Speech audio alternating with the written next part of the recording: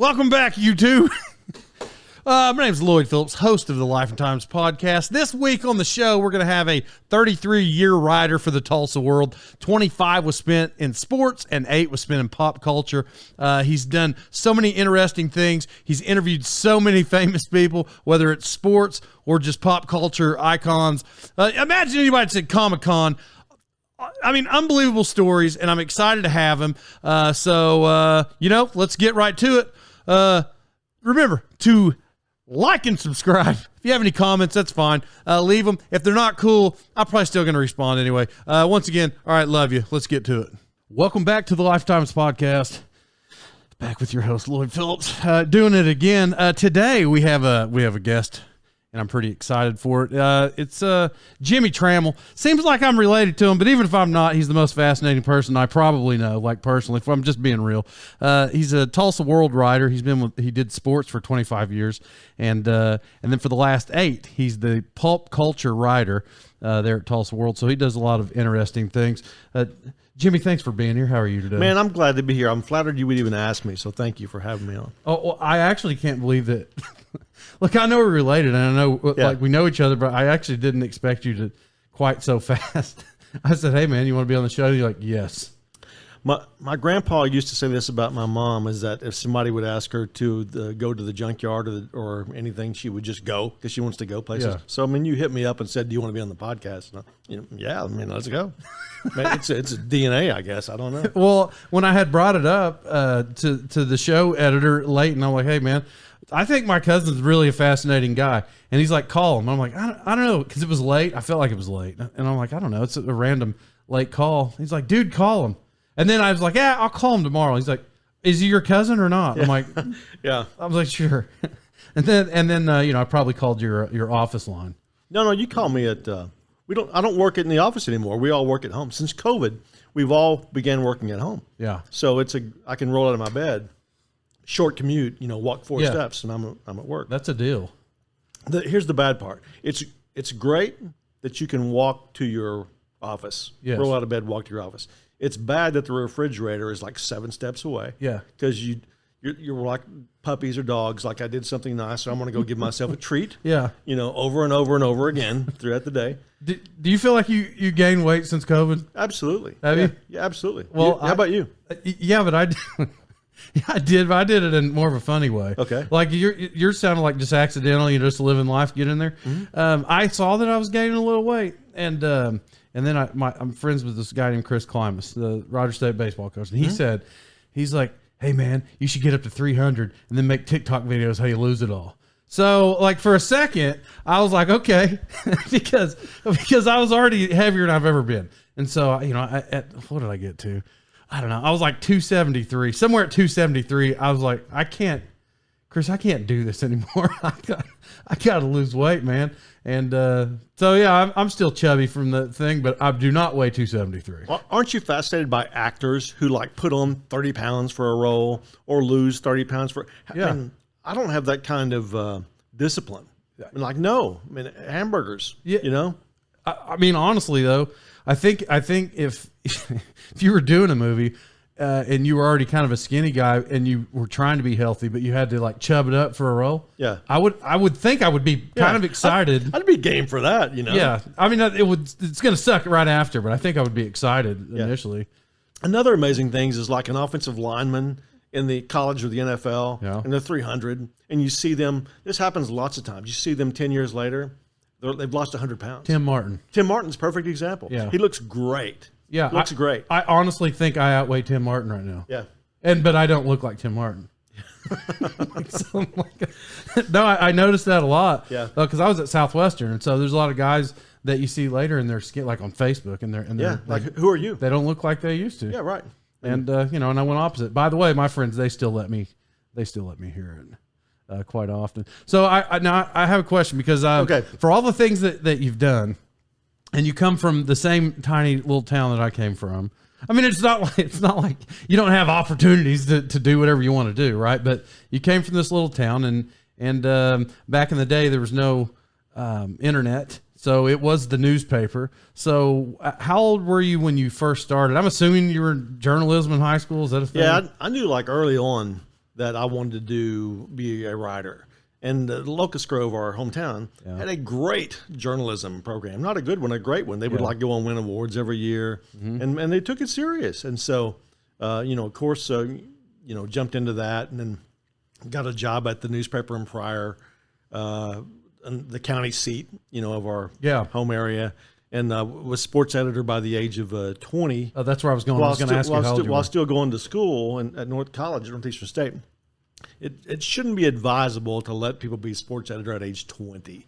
Because would you say your brain is fully formed at age 20? Well, no, not at all. No. So I made 8 jillion mistakes, But you learn more by actually doing than from a book, So, all right, let me ask, just because when you're writing for the public, you have to have some sense of writing. Were you an intelligent kid? You weren't an unintelligent kid, but when it come to writing in school, like, is that just a thing that you could always do? Here's the deal. Stories are undefeated. Stories are great.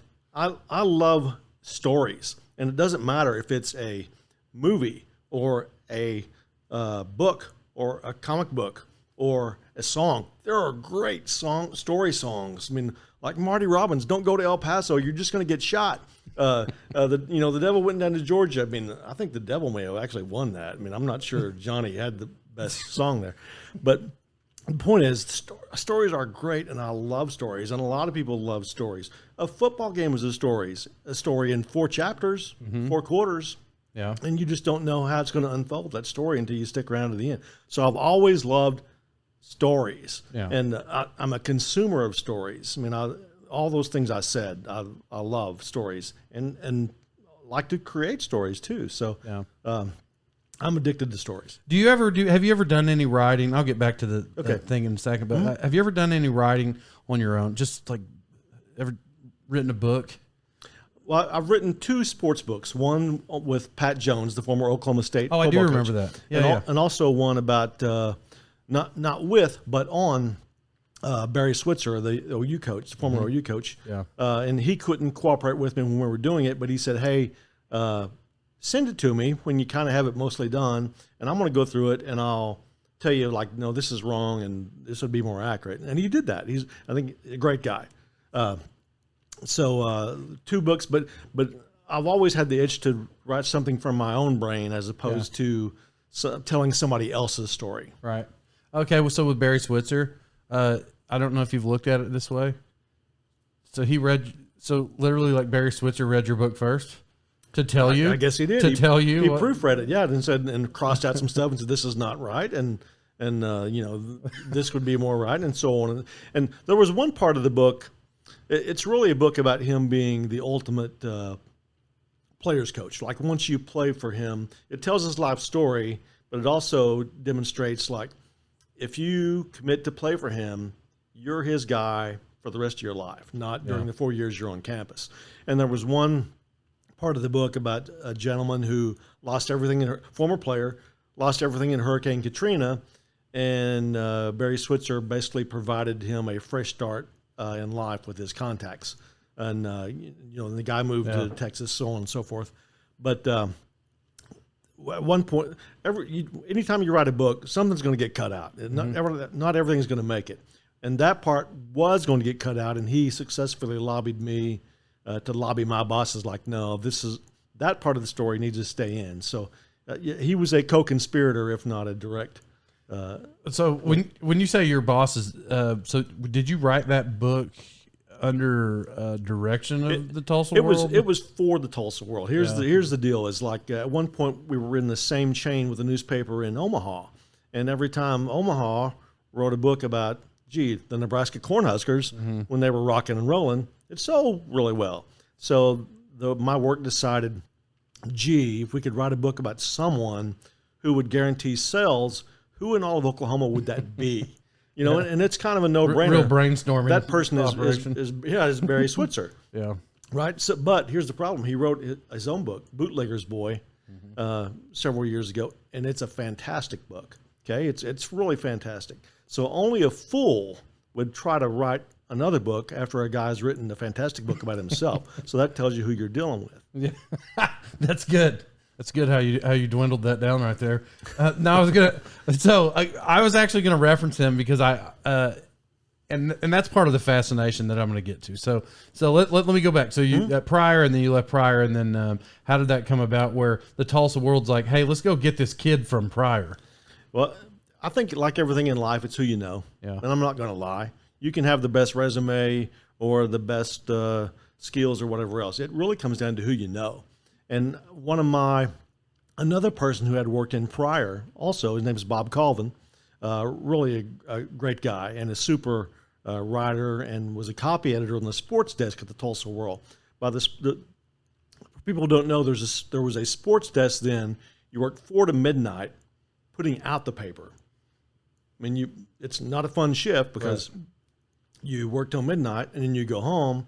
And on what days?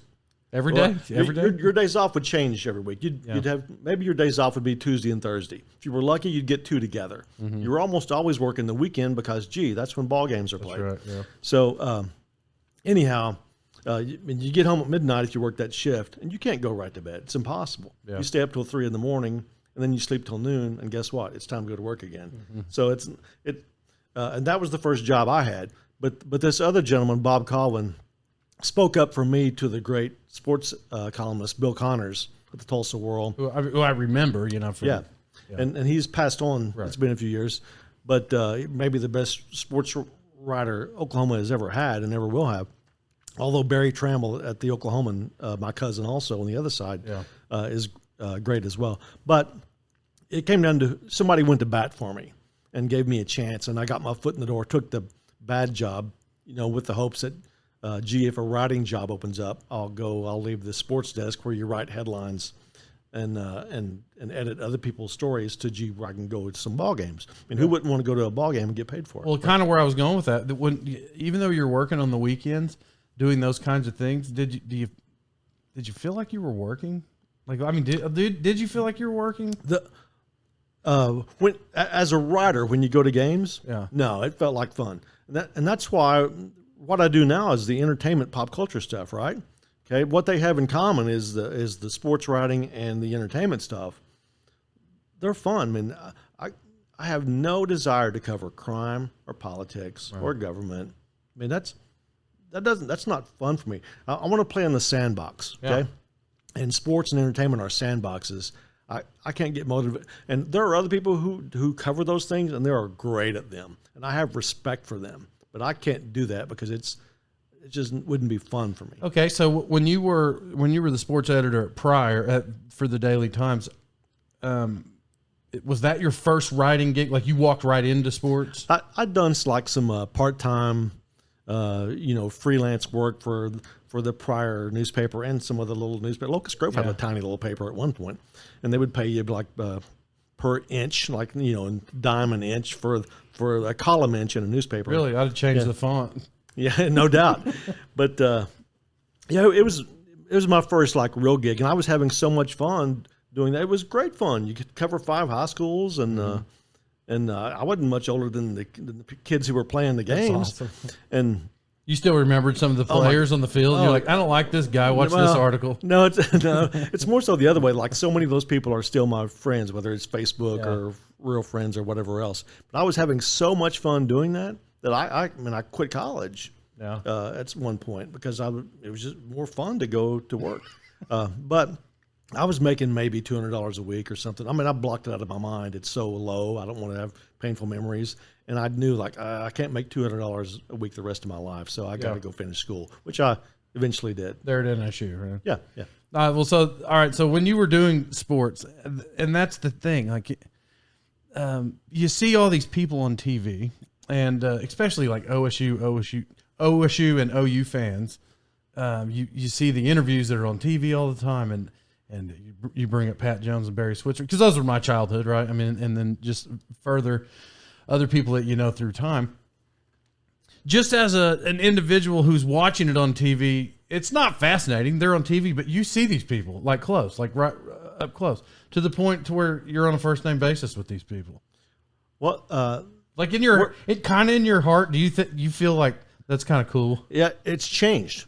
Back then, there were personal relationships. you shouldn't be friends with the people you're covering, because if they rob a bank tomorrow, you have to write that, and so you can't write that about your friends. But it was personal and professional at the same time, and they were people who you wanted to be around them. I mean, like Pat had talked about how Stillwater is not the easiest place to get to. I mean, you got to come at it this way or that way or whatever else. But you wanted to be around Pat and those guys because he just made it fun to be there. I mean, he got it. Bill Self at Kansas gets it. I mean, because he's a people person. I feel like we're going the wrong way now that so many people want to put up walls. The salaries have gotten so big that they put up big walls and you never see inside. Do they put up walls, or do the people around them put up walls? Well, they become kings of their little kingdoms. Yeah. And if it's not them directly putting up walls, they have enablers who will put up the walls for them. And there are still some exceptions out there, but it's changed far, far, far from the time where you had so much access. You could go in the locker room after a game and talk to anybody you wanted to talk to. Yeah. You could call a player with permission, arranged in their dorm room or their apartment. Kids, yeah. And they would faint now. They would have a cat if you tried to call a player now in their dorm or their apartment, even if it was arranged by the university. It's so different. So when you were doing that, what did you cover? What was your thing for the longest, or just all of it? What did you cover? We didn't have pro sports here until Thunder, basically. We had the minor league stuff. So college ball, I mean, OU, OSU, Tulsa, Oral Roberts. We used to cover Arkansas big because Arkansas from Tulsa is the same distance as Norman. Right. So we would cover all those schools. I was the primary golf writer for a while and covered. I had the 2007 PGA Championship, and as a perk, they sent me to the Masters and the U.S. Open that year. You've hit a golf ball before, I know. Yeah, I have, but I was going to say, are you the one that put me in the paper for the hole-in-one? You know, the little tiny section that's this big that says Lloyd Phillips hole-in-one? I don't know. Hole Maybe 14. Maybe. Which course? At Broken Arrow Golf and Athletic Club. Okay. You know how they call it in? Who puts that on there? That's not a writer. You just that's what I was talking about. They had the sports desk that worked 4 to midnight. Yeah. That call would come in, and it's your job to actually physically make sure which on this page what goes on it. What's the top story? What gets the biggest play? What's the second and third best story that you go on the page, and then so on and so forth all the way through the paper. So did you? I mean, I know that you were a writer during that time, but did you interview Sally Fu Abdullah or Joe Warren, depending on the year there? Yeah, I was real fortunate that you know what a beat writer is. Yes. Okay. And for those who don't know, a beat writer is someone who's assigned to cover one team or one school. That's the team you cover throughout the whole season. When I first got to the Tulsa World, we did not have a beat system, which was very unusual. Our boss would just assign us okay, this week you're covering the Arkansas game. Next week you got the OU game. Week after that you got the TU game, and you might even have a Dallas Cowboy game. But you were covering somebody different every week. And that's not the best way to do it, because if you cover one team for a whole season, then you kind of form relationships. And to your question, I was so fortunate in that in some of my years as the University of Tulsa beat writer, it was a time when Joe Warren, Sally Fu, our hometown buddy, was actually playing there at the University of Tulsa. So by the way, Tim Martin, who we mentioned earlier, he thinks Sally Fu is the most physically gifted person he's ever met in his life. Led the Western Athletic Conference in sacks as a senior at the University of Tulsa, but love basketball more than football. We played basketball at the park in Locust Grove a million times. Somebody was such a fan of him, they spray painted his face at mid-court at the outside court. Did you know that? No, that's true. There was at mid-court at Gorda Park, somebody got a can of spray paint and sprayed it like a tribute to Joe's face in mid-court of Gorda Park. I think if I think real hard, I probably remember, because I went to Gorda Park a lot. Yeah. We always play basketball a lot, though. That's what you do when you grow up in a small town. Yeah. You go to the park and you play basketball. Or people drag Maine. a person doesn't even know what that is anymore. I did an entire episode talking about this. Did you really? Yeah, because I know you're older than I am, but Yeah. When I was in school, I just rehash it. It was a while ago. So when I was in school, his nickname's Paco, but Jared Potts. Mm-hmm. Jared Potts owned Main Street when he I don't think he had a job, so his mom had to spend $300 a week in gas back when it was 50 cents a gallon. Oh, in hindsight, it was so stupid because you'd go up and down the road over and over again. And who are you going to see different that you don't see every other day of the week? Oh, nobody. But sometimes we would go drag main in a bigger town. You'd go to Pryor. Yeah. Or Claremore had a horrible drag main problem. Well, for the city, not for the kids. But it was bumper to bumper gridlock. That main drag, it was. And you turned around at Sonic, didn't you? Is that as I recall? In which town? In Claremore. Maybe, but I can't recall. I didn't do a lot of Claremore. And in Tulsa, you'd go to Tulsa. On Memorial? And back in the day, decades earlier, it was Riverside Drive, Peoria. They called it the Restless Ribbon. Yeah. But Memorial was nuts, as far as people who, quote unquote, were dragging main. Yeah, because, nobody ran out of anybody's parking lots back then. You'd drive down to Tulsa, because when I was 16, we would drive there and do that. And thousands of people would be parked. Well, let me ask you a question. What killed it? What killed dragging main? Liability, maybe. I don't know. Insurance liability. I was going to say phones, because you can do anything on your phone. But I was going to say it. But it died before that. It died before really the iPhone. Sorry for the interruption, everybody. Sorry for interrupting the show. I was just going to tell you, hey, I need you to know that people say, where'd you get that lavish beard? And I say, well, the lavish beard I grew because I'm a lavish beard grower. But the reason it's so silky smooth is because I use Winchester Ranch Beard Co. products. Top oils on the market. I've been using them for years, or last year because it just started. But that's why my face looks so good. Tell your friends and use that. Okay? Talk to you later. Forgot one. American Survival Co., everybody. American Survival Co., they're the top survival school in the entire world. I know everything for my survival needs, that's how I use American Survival Co. Go check out their website at AmericanSurvivalCo.com. Get all the details and information about team building exercises and all the things that you can do. It's really an awesome place. And the two guys who own the place, they also are the host of the new Netflix show, Snowflake Mountain. And that's awesome. Go check them out. Now back to the show. Love you. I have no idea what killed it, but it just ceased to become a thing. But you would think it would carry over from year to year to year, from seniors graduate, freshmen and sophomores carry on the tradition. Yeah. It just died. So why? Yeah, I don't know. I mean, because in the town we live in, there would be 100 kids at Harp's parking lot or IGA, depending on when. But there'd be like 100 kids out there, or where the doctor's office was, there'd be 40 kids out there, and it just, I don't know. They just started making you leave. I think it was probably I don't want to mention their names, but they're notorious where we're at. It could have had to do with this group of guys that would go steal Christmas trees and throw them down Main Street every night. I don't know. Man, if we could get into the stories that can't be told, I won't name names, but there were obviously soft drinks in front of one of the vending machines in front of one of those businesses. Yeah. And one of the guys or two of the guys found out how to reach their arm up in there and grab a free pop. And they were emptying those machines. That was not me. I mean, I'm trying not to be a thief. In fact, there's not much worth. I hate thieves, but this I thought was like kid stuff fun. Yes. But they eventually got caught, of course. And they said, you're going to have to repay everything you've stolen. How much do you think you've stolen? Like, well, 6 bottles of pop, something like that. Yeah. I think I owe you $350. Let me just dock my paycheck, Yeah, that's actually funny. So, for all those times that you did this, did you have somebody that you felt like was the most fascinating person? I think I know who you're going to say, and that's why I'm asking. Most fascinating as far as like an interview subject? Yes.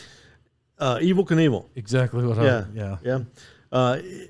As a writer, you hope to find somebody who's not who will just be themselves instead of playing a character or being guarded. And Evel Knievel would have said anything. I mean, which is not surprising. I mean, he tried to kill himself 100 times on motorcycles, right? Yeah. So why wouldn't he say anything? Yeah. I mean, but some of that you can't separate from hero worship too, because at the time I was growing up, there was nobody bigger than Evel Knievel. And I was talking with some guys earlier today. Whatever you liked at 10 or 12, you're going to like that forever. I mean, monster movies, yeah, I like those forever. Evel Knievel, yeah, $6 Million Man, Bigfoot fighting the $6 Million Man. I mean, I quit Little League Baseball when I found out I would have to miss episodes of the $6 Million Man. That's a true story. That's what did it? I'm 100%. So when I quit sports to be the pop culture writer, it was the second time that I left sports for entertainment. Forgive me, because it was just a tad of, I know what the show is. Yeah. What's the guy's name? Steve Austin, Lee Majors. Yeah, Lee Majors. Yeah, that's right. Are you aware that he fought Bigfoot? No. Yeah, it was like the huge deal. Like it's got to be. He's the only one that ever saw Bigfoot. Oh my God! And it turned out to be a robot. The Bigfoot did. So it wasn't actually. They still haven't found it. In this world of the $6 Million Man, Bigfoot was just created by these aliens or something as a robot. And, and then he and the Bionic Woman both fought him. It was just fantastic. It was like a huge event. Okay. Have you ever met Lee Majors? I actually have. Yeah. I saw him. I go to a ton of pop culture and Comic-Con type events. Right. And, you see all these guests. So, and I saw him at a pop culture convention, I think in Dallas.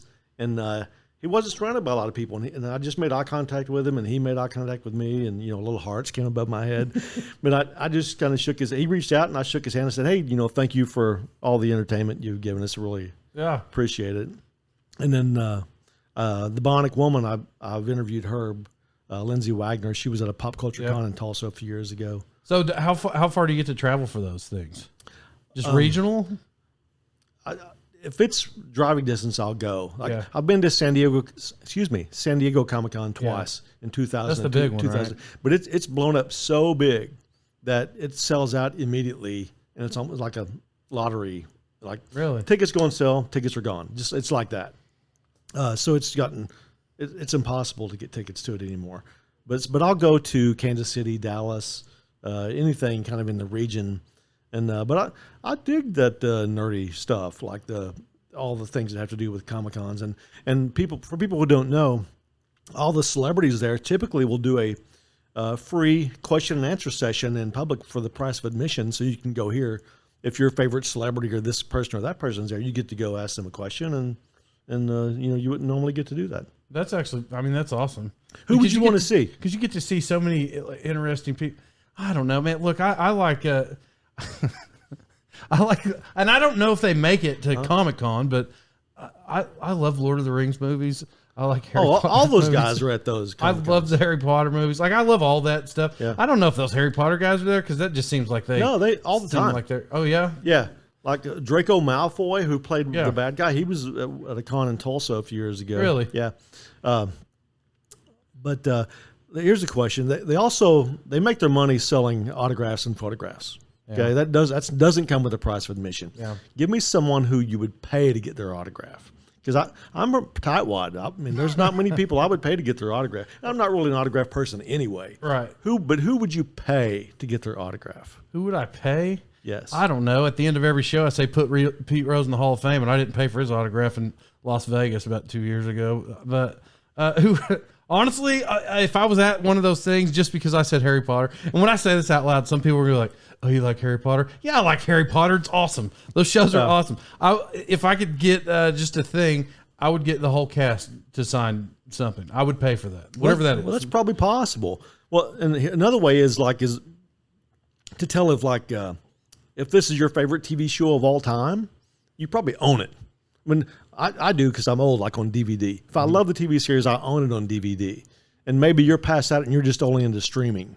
But is there a TV show you love so much that you own it on DVD? Well, I owned all the Sopranos. I owned all of those. So you'd probably pay for one of their autographs if you saw them. That'd be cool. Have you watched Game of Thrones? I've never seen Game of Thrones. Oh man, and I feel horrible about that. You should. I mean, if this is a thing you're into, and you're also going to these things, you got to get in Game of Thrones. I have a book you should read. It's an oral history of the Sopranos told by the people in the series. Oh, really? It's at the house right now. I'll get it to you. Oh, that's awesome. Yeah, I would read that for sure. That'd be really cool. So I like all kinds of different things. But what I do have that is, because I don't buy DVDs anymore. I just buy. But see, this is not going to fall in Comic-Con. I feel like the greatest film ever made, because it's a series, but I feel like the greatest for me, just because my grandpa, my dad was in the military, I was in the military. I think Band of Brothers is probably it. I think it's the greatest series of film ever made. How did you do with the film? And the name is I'm dying because I can't think of it. But the initial scenes were the invasion of Normandy. You know what I'm talking about? What movie was that? It was really gory to start off. Saving Private Ryan. That's it. How did you do with that? Were you okay with that? Well, I'm okay with that kind of stuff. I not to that level. Obviously, it's a different level. Yeah. I've seen some trauma in my life, but like that though in the film, really think my mind when I watch that goes to my grandpa wasn't there. My grandpa was in the Philippines, but his brother Kenneth was there. And so like your uncle, Sure. Just being there for those things, like I start to, when I'm watching the movie, think about that, and like then you start to see. It's kind of emotional. I'm not saying like I tear up, but right. You're like, man. Well, it just tells you what those guys went through. Yeah. And then I'm not going to lie, I got a little green in the gills just watching the opening part of Saving Private Ryan. Yeah. Part of my thing that made me love stories, I think, is my dad was in the military, and we lived in Germany for a year when I was in the 5th grade. It was the only year I lived out of Oklahoma. And you did it up right. Yeah. You didn't move to Salina, you moved to Germany. But there was a movie theater on the base in Germany. And for a part-time job, our family cleaned the movie theater after the movies every night. So dirty popcorn, you sweep it up, put it in a bag, take it in the trash can. But the perk of this job was you got to get in the movies free every day. Mm-hmm. Sometimes I went as many times as I could, and it wasn't like today where the same movie plays 3 months. I mean, they would change the movie out, almost every other night or something. Yeah. So everything in that year I saw, and if I didn't like the movie, I'd watch the previews and come back the next night. But I saw Jaws 3 nights in a row, and one of my favorite movies of all time, you won't know it because you're younger, is Race with the Devil. This horror movie where they're chasing these devil people chase people in an RV. Peter Fonda, Sergeant Hulka from Stripes, Hot Lips from MASH. Yeah. But I going back to my point, I saw so many movies that year that how could you not love stories? Yeah. Well, by the way, I love Stripes. I watch movies every night before I try. Even right now, I try to watch movies before I go to bed every day.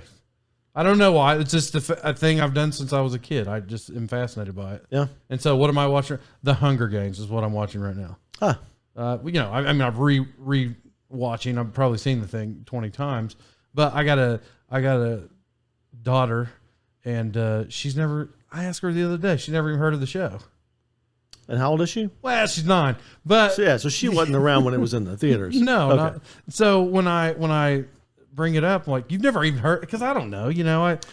Time passes, new movies happen, and I was like, you never even heard of this? Yeah. And now she's fascinated with it. So at what point did you come to the conclusion that I might be old because of something your kid said or did? For me, well, like there's probably multiple stories, but I remember the very first time. Yeah. The very first time I had this thought, it was probably 4 or 5 years ago, and I was outside of the vehicle. I was trying to get my daughter to roll down the window. I swear, and I did this. Like I did the roll down the window sign. And they had no concept. No, and she stared, and she just stared at me, and I'm like, roll it down. And she just looked at me, and I'm getting mad, and I'm like, roll it down. Yeah. That. Yeah. That, because that's not now, and that's the thing. There are still roll down windows. She just hadn't been involved with them. Sure, absolutely. Yeah, but there's no reason for her to know that, right? Yeah, well, that's the first time I felt really silly, because I'm like, everybody knows that. My age. You walk in any vehicle right now for anybody that's old and just do this, and they're going to roll the window down. Yeah. So Sure. for those of you that are just in audio land, that's where I take my hand to just make a circle like I'm rolling down the old churning window. butter sideways or something. Yeah, that's right. So that's it. What about you? When did? Well, it happened again last week because I was selling comics, my side hustle, at a comic show, and had the booth right in front of the television in the store, and I asked if they could turn the volume down. So at that moment, I knew, I'd crossed the threshold of being old again. That I was the guy who asked the television to be turned down because it was annoying, Yeah. And they were nice enough to do it. I feel like I've warped my children because we binge old things. No. We binged the entire 10 seasons of The Love Boat. I mean, give that a shot. Oh, I know what the show is. I was alive when it was on. But, Yeah. no, the start of it would. I can hear the intro music, but we would always turn it.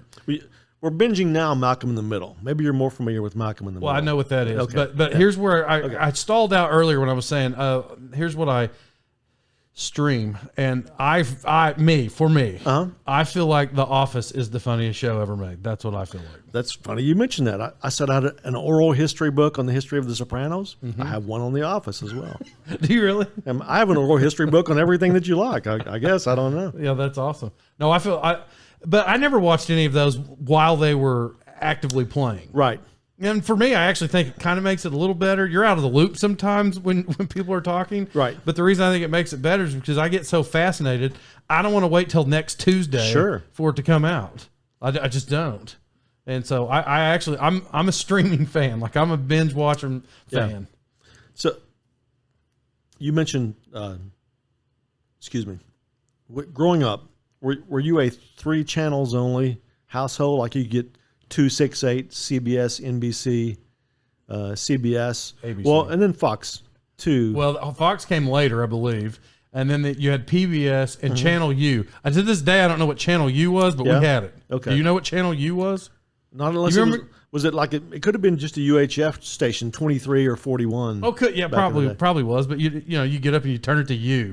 Yeah. There was always something on U. I remember that. I'm not sure TV wasn't better when we had 3 or 4 channels. I mean, now you can watch anything you want. I'm not counting streaming. Yeah. But I'm like cable or satellite or whatever. It just seems like it. Now it's so fractured. Everybody is watching a million different things, and back then you were all watching the same thing because you had no choice. Yeah, Leighton has no idea. He doesn't even know how to get up and turn the channel. Like, hey, Leighton, get up and turn it to channel 6, by hand. Yeah. Nobody does that anymore. Oh, no.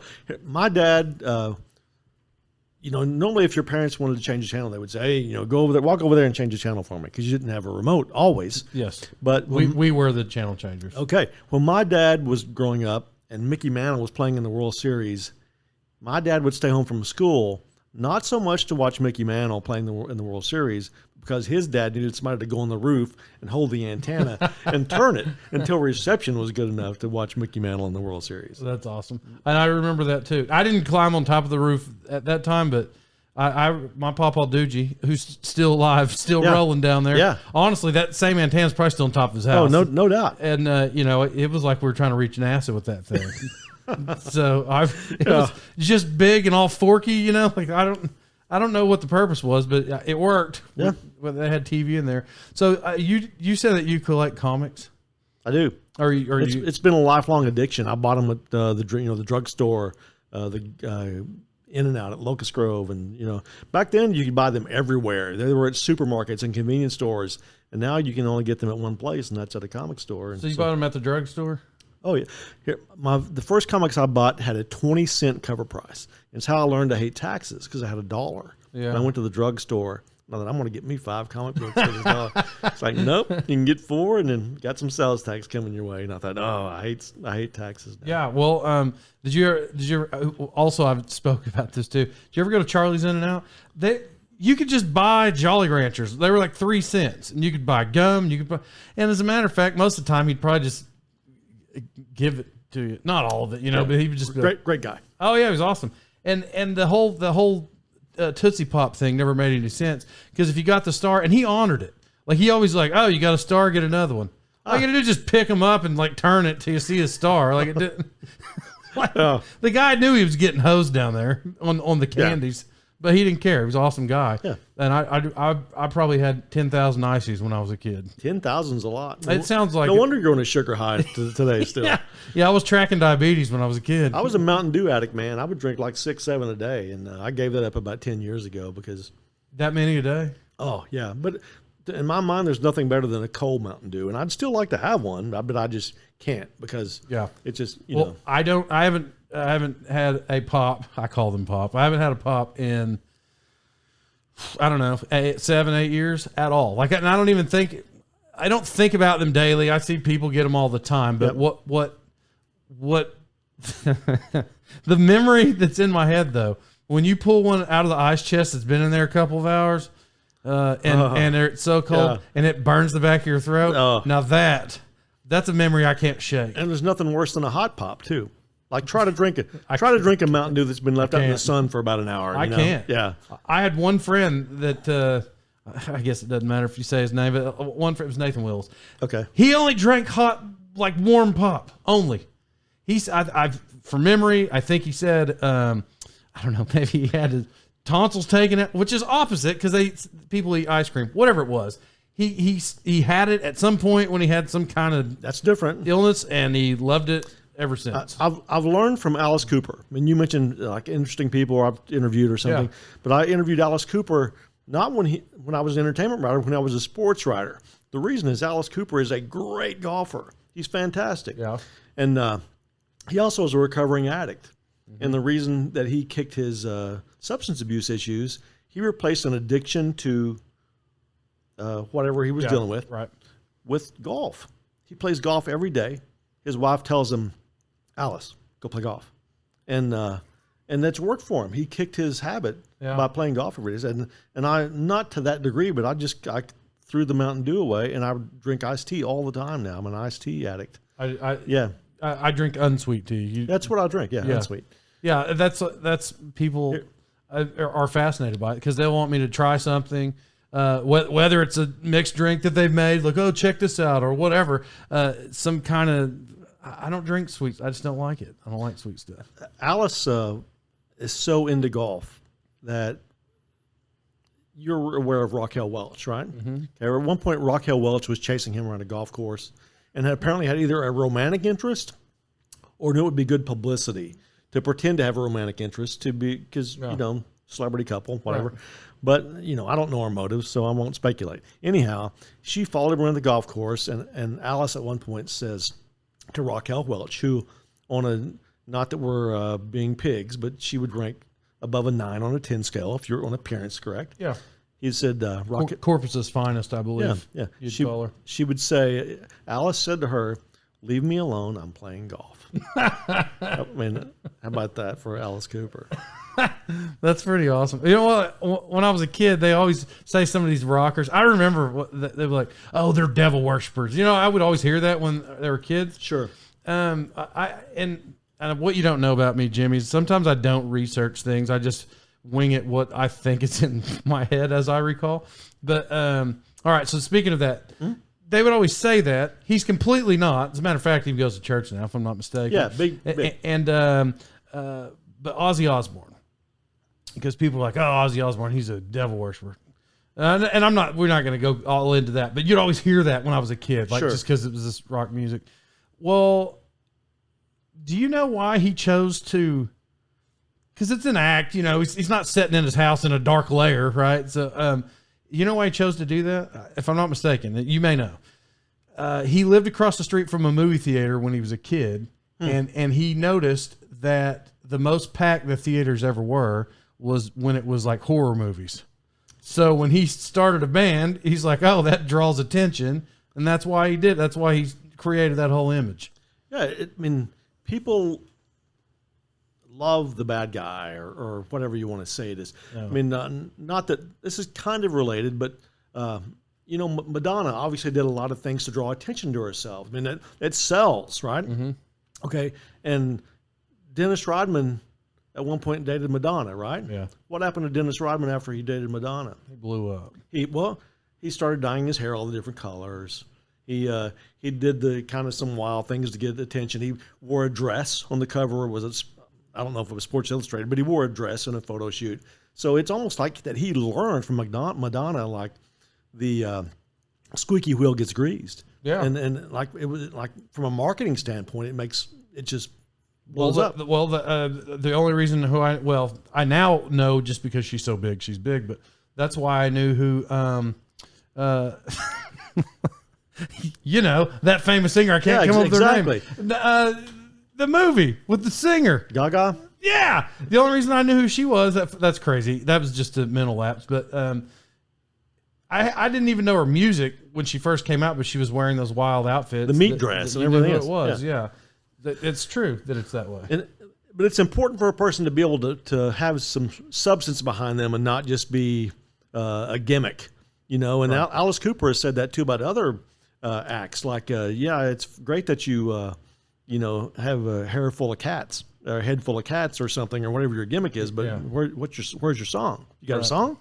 But she's someone who's proven to have like a, you know, obviously talent, you know. So for your pop culture thing now, I know you're saying you're going to those Comic Cons, but do you go to concerts? Like, do you? I do. When our music writer at the Tulsa World left, we used to have a person who strictly was the music writer, and that was their job. Yeah. But that person took a job somewhere else, and I kind of inherited the music duties by default. So when there's a concert in town, typically I can request review tickets, and they'll get me tickets to the show and so on and so forth. We've only been turned down a couple of times. It's pretty rare when someone says, no, you can't photograph or review the concert. Do you feel cool? I'm just asking because I never got to experience this, but do you feel cool when there's thousands of people in the stands and you're like down low and you like, do you know that? Do you realize that's such a cool thing? It's not always down low. The tickets could be anywhere. They could be third level of the arena or, you know, so it's not guaranteed. I was first row for Stevie Nicks and the Pretenders, but then the usher realized he'd made a mistake and put me in the first row by accident. So I ended up being like in the sixth row or something. So the usher moved you? Yeah, and it was correct. It was a legitimate It's mistake. fine. It's fine that it's correct. But here, I learned this. So we went to UFC. It's when John Jones he fought Anthony Smith. Or bigger that day was Ben Askren's first UFC fight, and he beat Tyrone Woodley, I believe. And then there was another one. Usman, whatever. There was a couple big names that time on that fight. Well, that particular card, we got there. You know, the main event's at 9 p.m., whatever time it usually is, 8, 9, 10 p.m. I didn't know this. During those UFC events, they're fighting all day long. Like all day, the whole day. I mean, 9 in the morning. There's fights at 9 in the morning. Yeah. So I'd hate to be those people. But, 9, 10. Sure. So when we walk up from the backside just because Uber dropped us off, not in the front. So we're walking around the building when they're wheeling out a fighter on a gurney, putting her in the ambulance. And we're like, oh, shoot, man. So we walk around. Anyway, so we get inside the venue. Our tickets were not horrible, but there really wasn't security. We bought the tickets where we had the private lounge behind us, but it didn't necessarily mean that we were down on the floor. Okay, so now, having said this, since we got there so early and there was no security, we sat down low watching those fights at noon, 1, 2, and then the usher finally shows up and he's security, but we were there. So when we first passed him, we're like, hey, sir, how are you? And we talked to him for 10, 15 minutes. The night progresses. We're still up and down between the lounge and our seats. He knows now at this point our seats are down there. Yeah. So when the fight started, boys, when the fight started, he's not carding, show me your tickets to everybody. And when we roll up, he's like, all right, guys. And we just, so we sat in $3,000 seats. That's great. For the fight. And nobody moved us, and nobody sat down. So. And they didn't lose any money, so it wasn't stealing, right? No, that's right. Yeah, perfect. That's right. Here's something about entertainment as opposed to covering sports.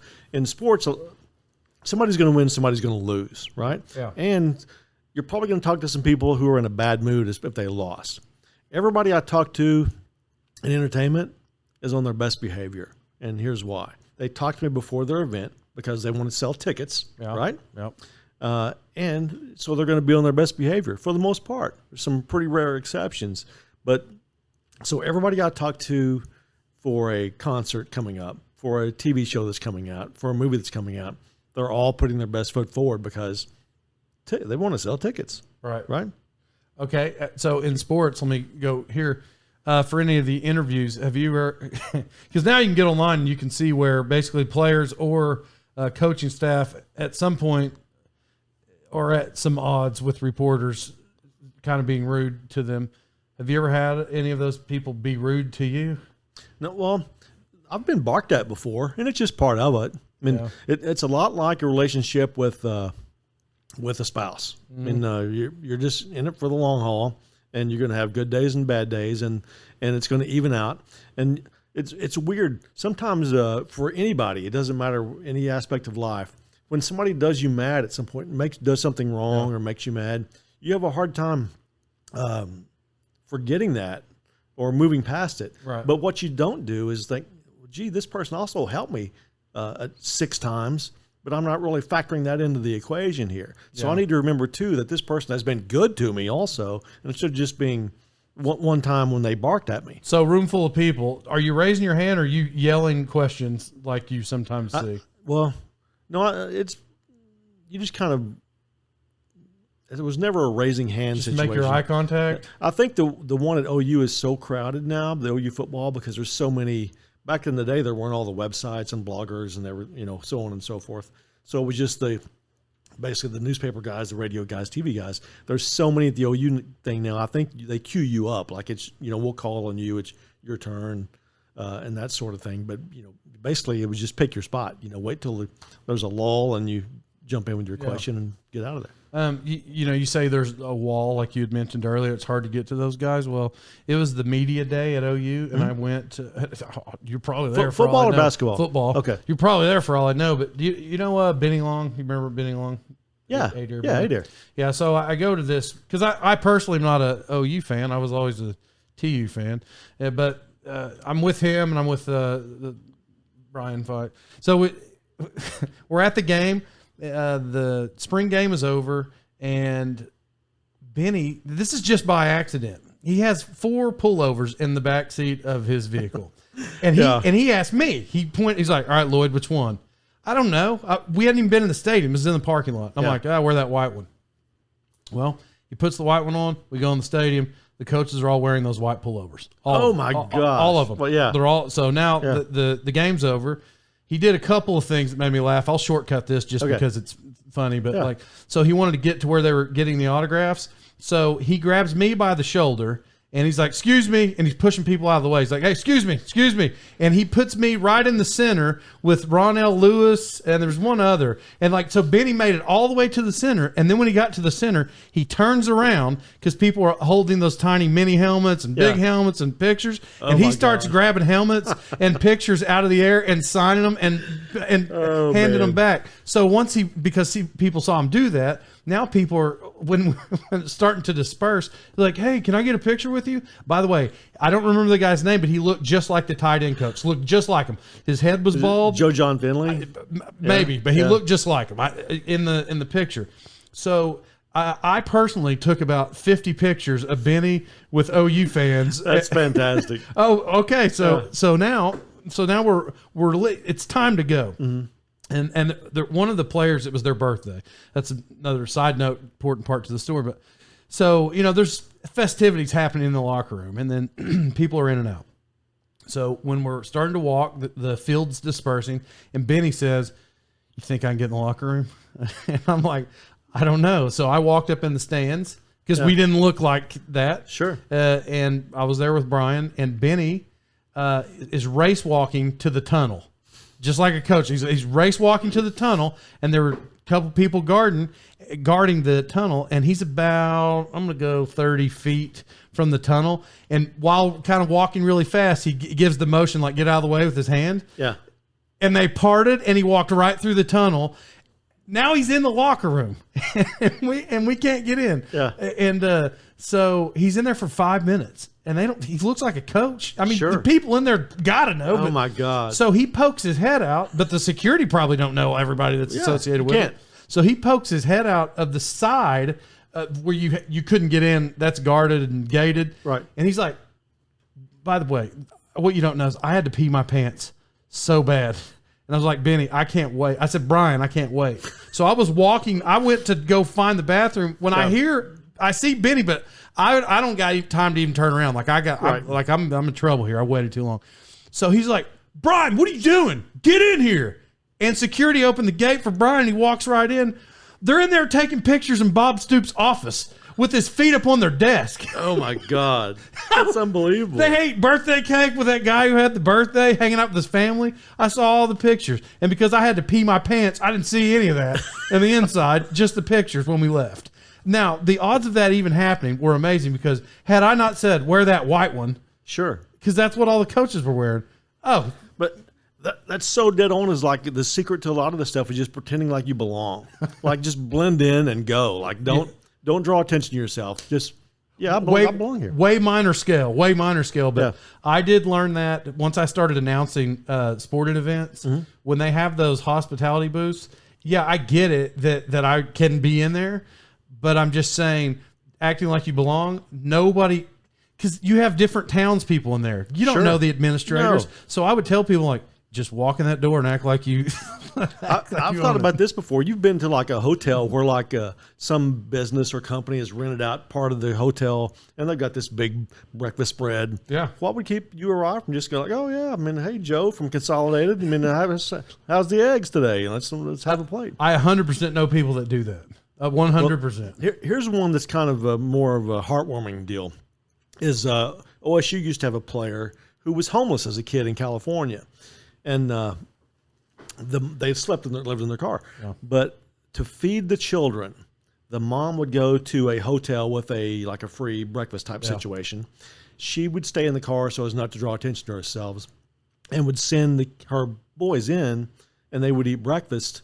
And and the hotel clerk has no idea who's staying at the hotel and who's a guest and who's not. So that's how she fed her son's breakfast. And that has nothing to do with that, but.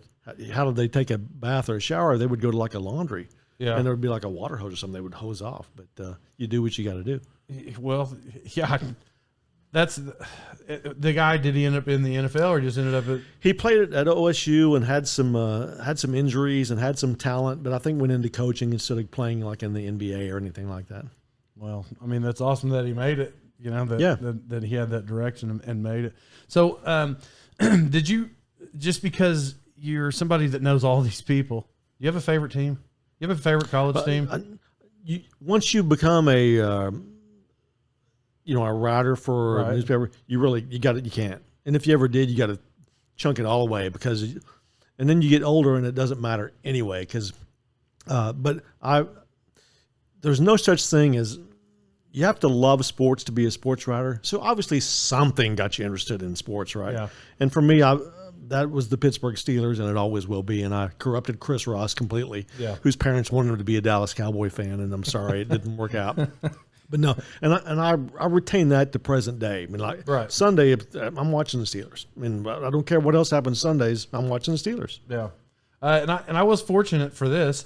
Now I'm a Buffalo Bills fan because you become fans for different reasons, and I'm a Buffalo Bills fan because Nintendo came out. And they had Super Tecmo Bowl, and I used Buffalo Bills only because they had Thurman Thomas. It's the only way I rolled. Yeah, and it turns out they were really good. And then if you start to look at the date that the game came out, I could have been a bandwagon fan there because I think they'd already went to one maybe when that game came out. But I never have wavered. But I am kind of a bandwagon Steelers fan because I've been to probably 7 Pittsburgh Steelers games. And the last one I was at, oh man, am I going to blow this? Not 70. I was at some kind of event where they brought back all the Hall of Famers. You probably were backstage from your previous stories. No, but so at the time, there was a vendor that came, and we weren't really supposed to take things from vendors at that place. Ethically, you mean? Like you're not supposed to accept things. Well, yeah, you could use ethics, but that was more their take. Ah, gotcha. Like I was cool with it. Okay. I was ethically way cool with it. All right. So the vendor comes on. He's like, "Hey, do you guys want to go watch the Steelers games?" And they brought back all these Hall of Famers, which was cool. Whatever it was, I'd probably go have the ticket somewhere. I keep wanting to say 75th anniversary, but I don't. That's too extreme. I don't remember what it said. You brought up Tecmo Bowl. One of the worst things I've done this year is I found my Super Tecmo Bowl 2 and I plugged it back into a TV set. And there are not enough hours in the day, and I got about 7 projects I need to be that I'm working on or need to be working on. Yeah. But I plugged that stupid thing in, and depending on the settings, it takes about 30 minutes to play a game with the settings I use. Right. And you find yourself like, well, I'll sit there, I'll play one game, and then 4 games later you're mad because it's like golf. You're not really playing against the other team. You're playing against to beat whatever you did the last time. Yeah, like right. I don't just want to win this game. I want at the end of the season I want to have all the records and stuff. Yeah, exactly that. Yeah, that's exactly. So, but I've had to like call it quits. Like no, I mean I don't care if it whispers to me like come play. No, I got to do other things. Well, I carried around, this is before it was nostalgic, but I carried around my Nintendo and Sega and Super Nintendo. I carried them around for like 20 years, every place I would go, because I lived a few places, and so, and I always had it. It was in this big crate. And one day, now a while ago, I carried it around for maybe 15 years. And then about 10, 12 years ago, somewhere in there, I'm like, man, I'm tired of lugging this around. None of this cool stuff hit now, now. Sure. They just were kind of old and I wasn't really playing them. Yeah. And I took it to, whatever, the vintage stock. Mm-hmm. And they thought they hit the mother load. And so did I, because I can't believe how much money they gave me for it. They gave me $15. And right now, they gave me a lot. Oh, they did give you a lot. Oh, that's good. They gave me like I couldn't believe how much they gave me. Awesome. For stuff that I was... honestly, I could have probably gave it away at my thinking at the time, and they gave me like $800. I'm like, wow. Well, I had a bunch of games. Well, now I wish I hadn't done that. Sure. Well, that's the history with everybody who's ever sold anything. That's cool. Like you never know when is the right time to sell. Like something may be worth $200 now and $500 next year, but how long do you hold on to something and when do you sell it? Yeah. And I don't do sports cards, but obviously that's exploded. Again, in the last couple of years since COVID. Yeah, except for LeBron James cards. Leighton's favorite player is LeBron James, and he thinks he's better than Jordan, but we're not going to talk about it while he's wearing Jordans. Okay, I have a question. Yeah. Is that an Urkel figure up there? Oh, it sure is. That is awesome. Yeah, that's Leighton's there. I've seen Urkel at a pop culture convention, and he's great. Yeah? Yeah. I call him, is it Jamil or Jalil? Jalil. Yeah, Jalil. Did you speak to him then? No, I just heard him at one of those Q&A sessions. Yeah. See, that's fascinating. That would be absolutely fascinating. Here's the deal: is these Comic-Cons used to be Comic-Cons. They were being at a hotel room, and it would be comics and Star Trek stuff. Yeah. But now they're pop culture cons, and if you like stuff being all the stuff we've talked about, music. Oh, I thought you like stuff like that, which I like too. But if you like stuff, then it's for you because it's going to be about TVs and TV, movies, music, everything else. Vince Neil's been at a Comic-Con as a guest in Tulsa. Yeah? Yeah. Listen, I think you're missing out if you don't. Do you have HBO Max? I think so. I think you're missing out if you don't go watch Game of Thrones. I need to get current with a lot of things. Hold on. Let me ask. Did you watch Lord of the Rings and all that kind of stuff? I've seen some of it.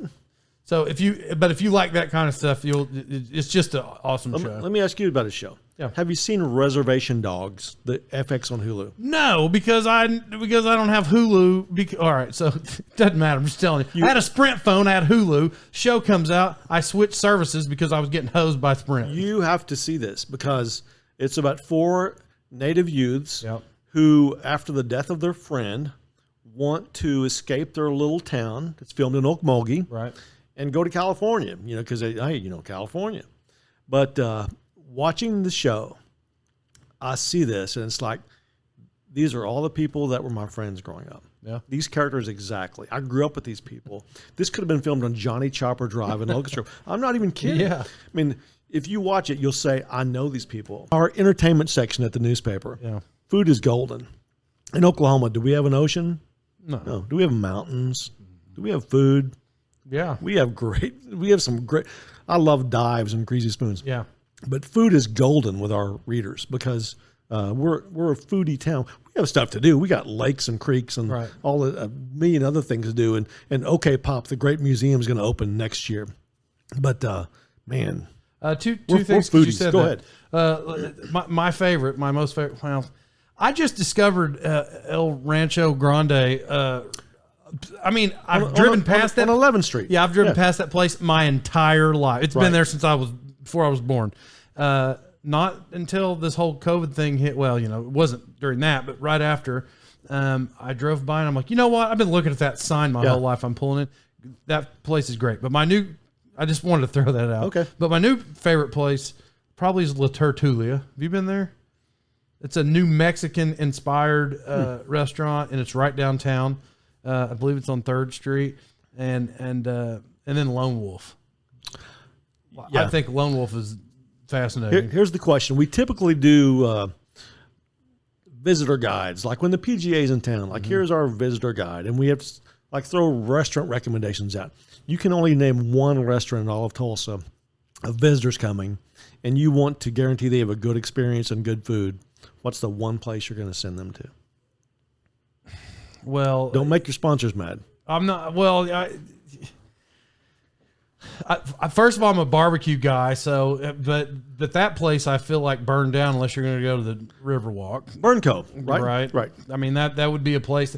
Burnco downtown was fantastic, and the Jinx one's good too. It's just a haul from where we live. But if you had to pick one, that's the thing, because you're picking one. Is that how you're told? Hey, you got one, just throw it out, because it would depend on what style, what you're looking for. But I am a La Tertulia fan by far, because I like spicier stuff, and they make these things with Hatch chilies, and they're awesome. It's just everything. It's I think it's great. I think the last time we did it, we all threw out 3 recommendations. Yeah. But the one I'm always going to say is White River Fish Market on North Sheridan. Oh yeah, for sure. Yeah, for sure. Because I get the kebabs just every time. That's what I get. A lot of places are kind of tightwads on their sides, and you get this and that's it. Yeah. All right. I can get a baked potato and onion rings for sides at White River Fish Market, and there's no upcharge for that. Yeah, bring it to me. Well, what's funny is, since it's a fish place, you think you're going to go there and be healthy, right? Because it's fish. But then they got that rotating pie thing right by where you pay, and I'm like, man, I want that. I want all of those. Yeah. And I'm eating the cheesecake. It's going to happen every time. We got off on food there. I did that to us, I guess. Yeah. But, well, that's okay. I got probably because it's hungry time. Could be hungry time. I don't know. I'm not going to say this is in my 3. Maybe it would be. Maybe it wouldn't. But have you ever been to Lindemar Drive-In on the other side of Highway 75? 100% I've been there. Yeah. To me, I just love that they show Andy Griffith. Only. Only. Only. It's going to be continuous loop. You're going to see Andy Griffith on television when you eat there. I'm going to guess in my lifetime I've ordered over 200 pounds of jalapeno chicken at that place. I go to the chicken basket every time. Yeah. I go there. Yeah. Yeah. Not always the jalapeno, but I love the chicken basket more than anything else they have on the menu. I order 2 orders of jalapeno chicken. That's a lot. That's what I order. Because I have trouble finishing one order of chicken. And I order 2. But I do say, just give me 1 order of fries, because I can't. This is too much. Sure, yeah. Yeah. And because I overeat. Here's the thing, Jimmy. I just told you I like the cheesecake, but realistically, I don't eat a lot of sugar.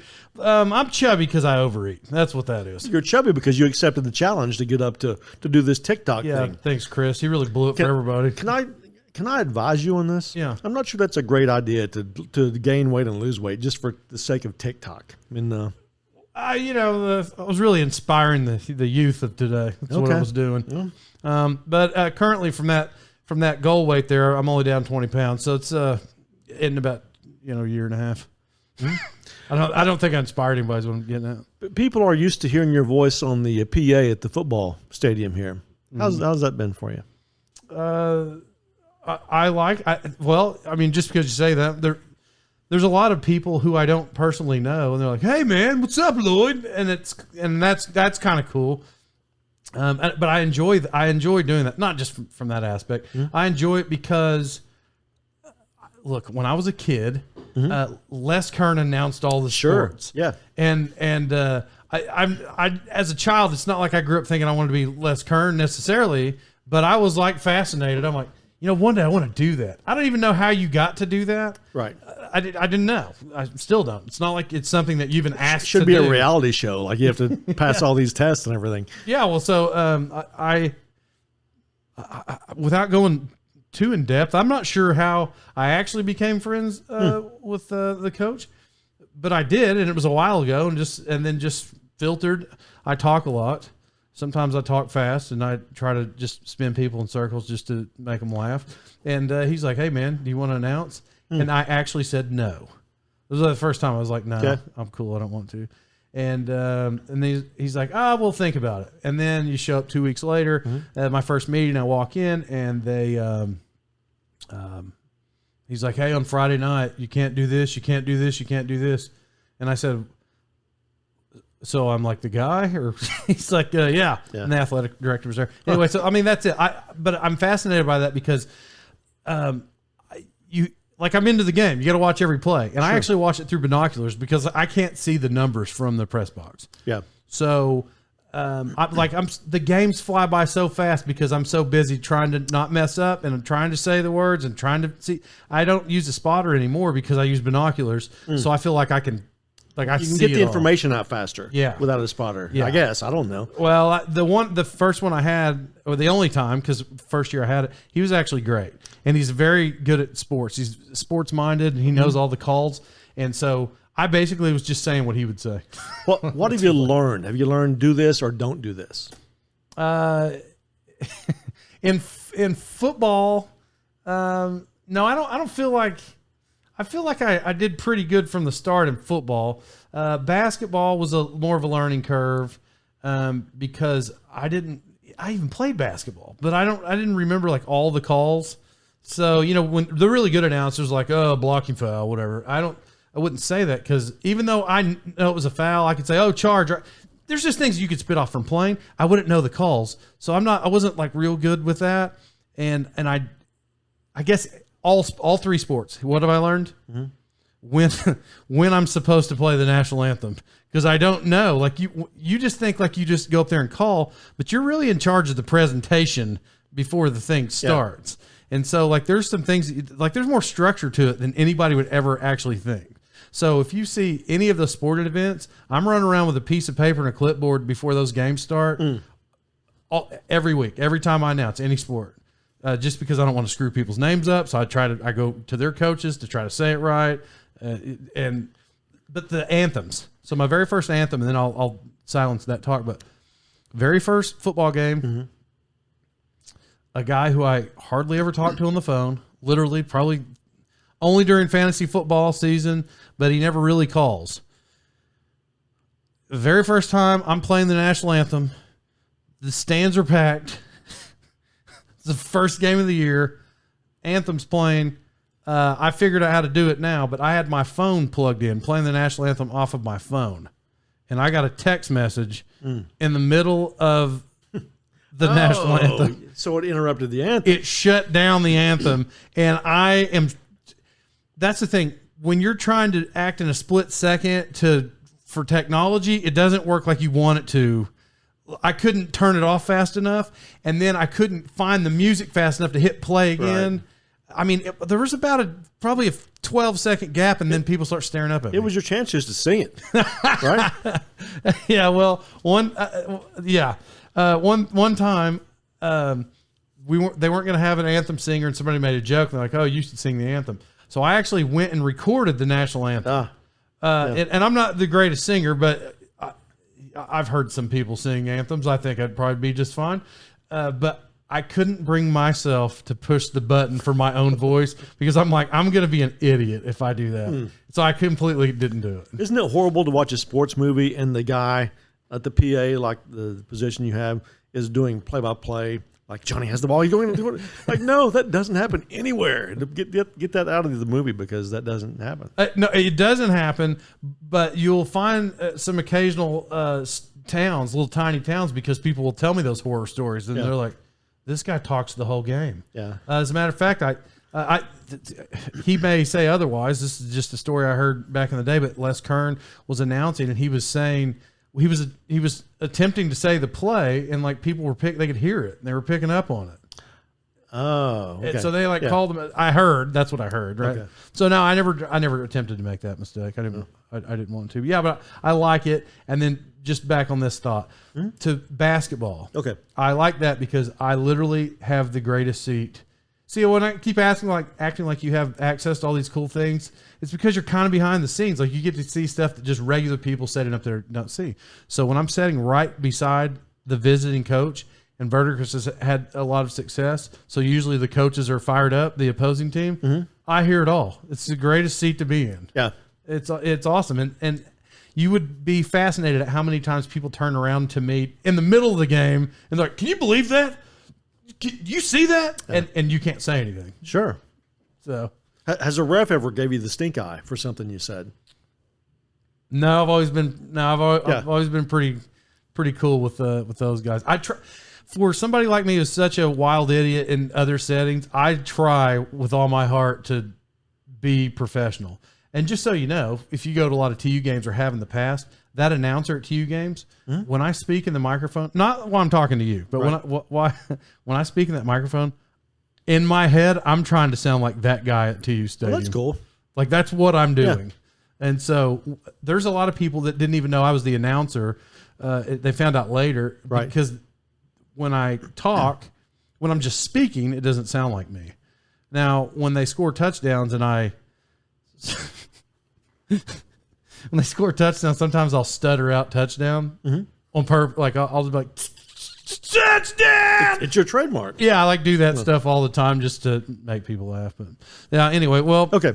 I tell you what, I appreciate you being on. I mean, we're rolling in here about an hour and 20 minutes here. Yeah, how about that? I mean, that's the thing. Like, I'll start to close this thing out, but I literally could talk to you for 8 hours. Well, that's the beauty of this format, is you can just have a conversation and it goes on, and it never feels like an interrogation. It feels like a conversation. Right. And whereas if you, I did some radio for like 7 years, and you got commercials every 20 minutes, you know? Yeah. So when you have a guest on, you got this long, and it feels horrible because you have to, everything you want to know, you got to find out in the next 15 minutes. Right. And keep them, like, this is horrible. It's like you ask somebody a question, hoping to get the good answer, but instead they kind of trail off and filibuster about some boring stuff that is making people turn the dial. Like, they don't want to hear that. Right. But you don't want to be just a jerk and interrupt and say, oh, okay, great, but what about this? So, I've never been more nervous than when I interviewed William Shatner on the phone. Yeah. Like, Heisman Trophy winners, great coaches, so on and so forth. Shatner was the one that made me nervous because I love Star Trek. Okay, so if I make this guy mad, I'm not just making William Shatner mad, I'm making Captain Kirk mad. James T. Kirk's mad. Yeah. So this has to go fantastic, and it can't go horrible. So when the lady on the other end of the phone says, you'll have William Shatner and hang on, hold the line, he'll be on the phone line in 10 seconds. It's like my stomach was churning, like, this has to go well. And thankfully, it went well. He's a stud duck. And I've talked to him like 2 or 3 times on the phone since then, and it's all gone well. I gave him a Switzer book, by the way, at a pop culture convention. And his handler called me the next day and thanked me for doing it. He said, proofread by Barry Switzer. Yeah, and actually the handler says, Shatner read your book, but he wants to know, what is a wishbone? You know, it's the old offense. But where was I going with that? You're saying we were just having a conversation because... Oh, that's what I was going to say. Thank you. Like, typically a celebrity interview of that magnitude, they'll say you have 10 minutes. And then, you know, because like if you're it's to protect the celebrity, because if you're like just a straight fanboy instead of more professional, you could go on for an hour like, okay, in season 3, episode 2, when you turned around, you know, well, you said this is Spock, you know, it's like, no. So they typically keep you on a tight leash. Right. And so that's the hard part. It's like, oh, I want to get the best possible answers, but I got 10 minutes to do it. And so we got to keep this moving. And how are we going to do that? So now you, I mean, Evel Knievel's so famous. William Shatner's so famous. Is there like a most famous guy? William Shatner's, I mean, really high up there. Shatner's but like, pretty big. Yeah, but is there like a most famous? Tiger. I mean, I've talked to Tiger in group settings, never one-on-one. How many questions did you get to ask him? I made him mad. Did you? Yeah, because people tell me I made him mad. I don't know. He didn't tell me. But at the time of 2007 PGA Championship, he was on top of the world. Mm-hmm. But his kryptonite was Southern Hills. He had never won there, and in fact, hadn't really played all that great. But he'd only been there twice. And so you try to ask, not in that blunt terms, like, hey, this is your kryptonite, so it kicked your butt. So how do you feel about coming back? But however I worded the question, people say that I'm not sure you should have answered us that better, and probably should have. But whatever. Did you ever go back?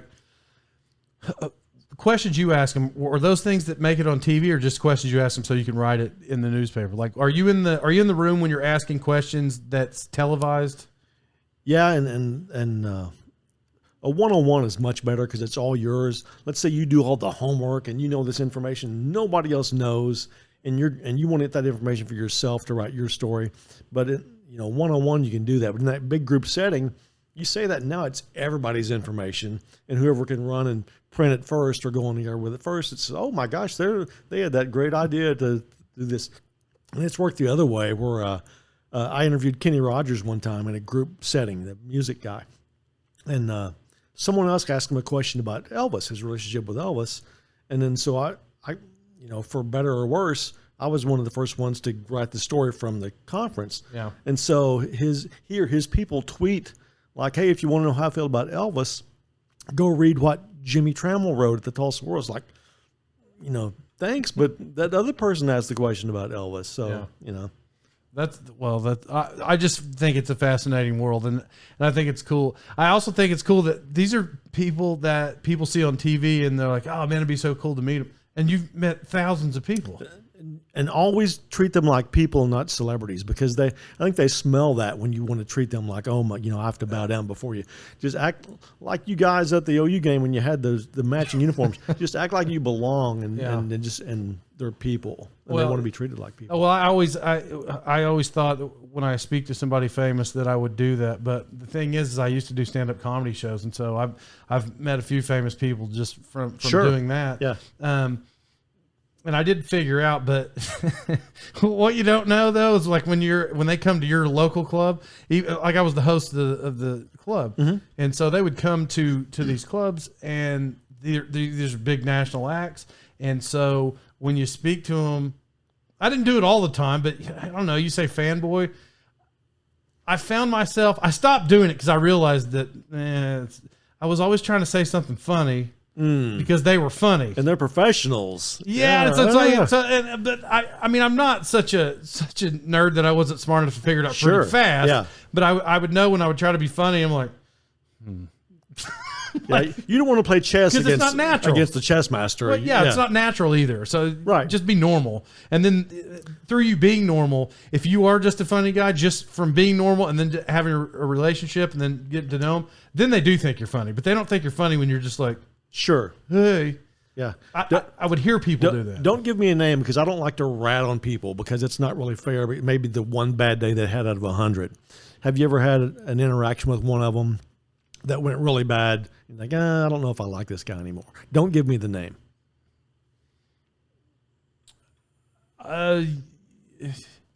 Yeah.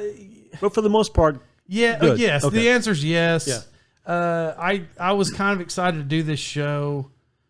Yeah, I'll probably tell you the name after the show just because this may be a world I exist in again one day. But was it Harpo Marx? No, he was a writer. He's a new guy. You'd see him on some of those roasts, celebrity roasts. He's on some which of those. I love. Yeah, yeah, and but he also was busy too, and I was opening for him. And he was still writing because he was like working while he was doing it.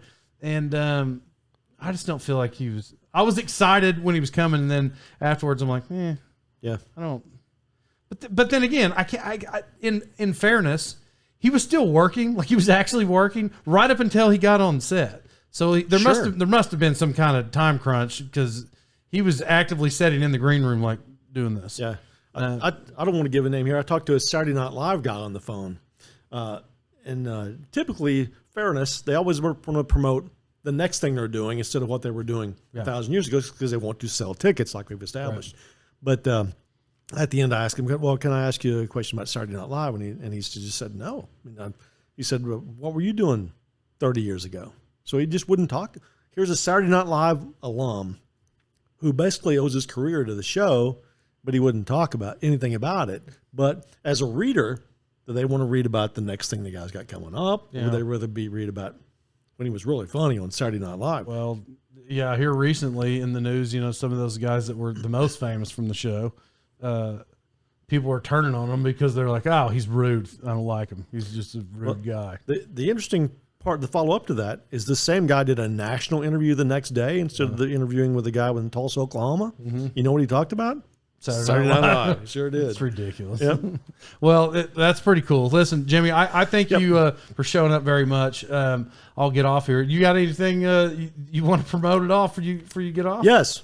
Pryor Creek Comic Convention, October 15th at the Fairgrounds in Pryor. If you like some of this nerdy stuff we've talked about, then it'll be our 6th year. It benefits the Pryor Area Arts and Humanities Council. The money does not go to me. I just kind of wrangle the thing for them because I have some contacts, that sort of thing. So $5 to get in, and the Pryor Creek Comic Con, October 15th in Pryor. Yeah, that's awesome.